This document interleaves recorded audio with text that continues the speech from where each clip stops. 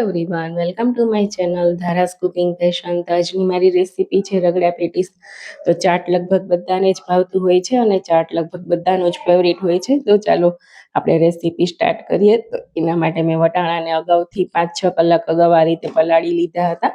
તો આપણા વટાણા એકદમ સરસ પલળી ગયા છે. તો હવે કુકરમાં પાણી ગરમ કરવા મૂકવાનું છે અને એમાં પલાળેલા વટાણા એડ કરી દેવાના છે. અને પછી આપણે એમાં હળદર પાવડર એડ કરવાનો છે અને સ્વાદ મુજબ મીઠું એડ કરી દેવાનું છે અને પછી ઉપરથી થોડું એવું તેલ એડ કરવાનું છે અને કુકરનું ઢાંકણ બંધ કરીને એને 3-4 વિસલ વગાડીને મસ્ત બાફી લેવાના છે. તો તમે જોઈ શકો છો આપણો રગડા માટેના વટાણા એકદમ મસ્ત બફાઈને રેડી થઈ ગયા છે.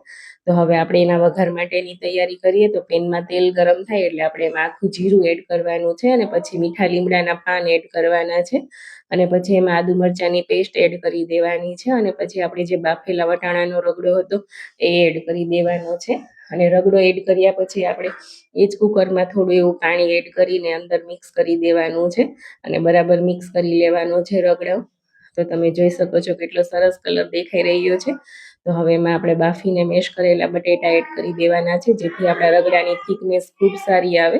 પછી એમાં સ્વાદ મુજબ મીઠું, હળદર પાવડર, ધાણા જીરું પાવડર, લાલ મરચું પાવડર એડ કરી દેવાનું છે અને એકદમ બરાબર મિક્સ કરી લેવાનું છે. તો તમે જોઈ શકો છો આપણા રગડાનો કલર કેટલો સરસ આવ્યો છે અને એકદમ બરાબર મિક્સ કરી લેવાનું છે.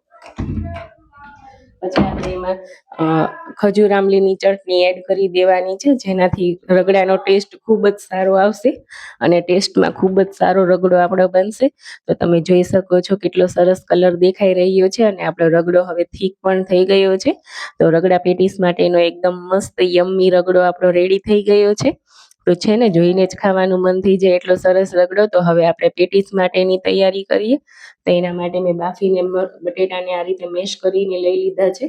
તો હવે એમાં આદુ અને મરચાંની પેસ્ટ એડ કરવાની છે અને સ્વાદ મુજબ મીઠું એડ કરી દેવાનું છે અને થોડો એવો હળદર પાવડર, લાલ મરચું પાવડર, ધાણા જીરું પાવડર એડ કરવાનું છે અને ઉપરથી લીલા ધાણા એડ કરી દેવાના છે. અને લીલા ધાણા એડ કર્યા પછી આપણે 2 મોટી ચમચી ભરીને કોર્નફ્લોર એડ કરવાનો છે જેનાથી આપણી પેટીસ એકદમ મસ્ત બની જાય.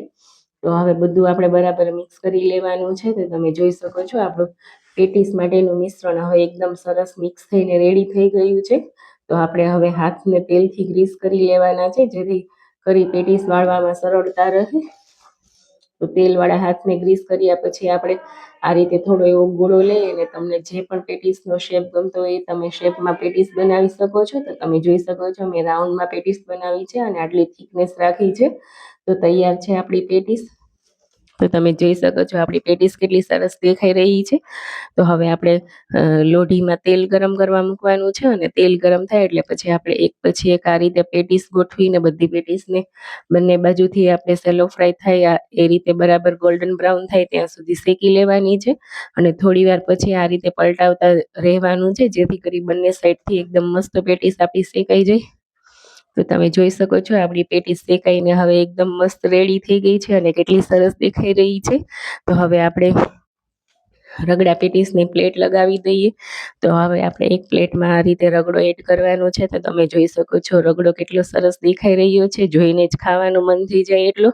તો હવે આપણે ઉપરથી પેટીસ એડ કરી દેવાની છે અને પછી આપણે ખજૂર આમલીની મીઠી ચટણી ઉપરથી આ રીતે એડ કરવાની છે અને તમને જેટલી પણ ખજૂર આમલીની ચટણી ભાવતી હોય એટલી તમે એડ કરી શકો છો. અને પછી આપણી આ રીતે ફુદીના, કોથમીર અને મરચાંની ગ્રીન ચટણી એડ કરવાની છે અને પછી ઝીણી સમારેલી ડુંગળી એડ કરવાની છે.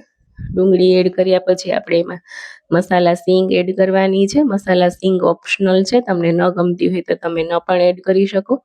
અને આ રીતે પછી ઉપરથી ઝીણી સેવ એડ કરવાની છે અને ઉપરથી પછી ફરીથી આપણે ખજૂર આમલીની મીઠી ચટણી એડ કરવાની છે અને જો તમારે સ્પાઇસી ખાવું હોય તો ગ્રીન ચટણી પણ એડ કરી દેવાની છે. તો તૈયાર છે રગડા પેટીસ. તો છે ને એકદમ જોઈને જ ખાવાની મન થઈ જાય એવી રેસીપી. તો તમે પણ ઘરે ટ્રાય કરજો અને એન્જોય કરજો.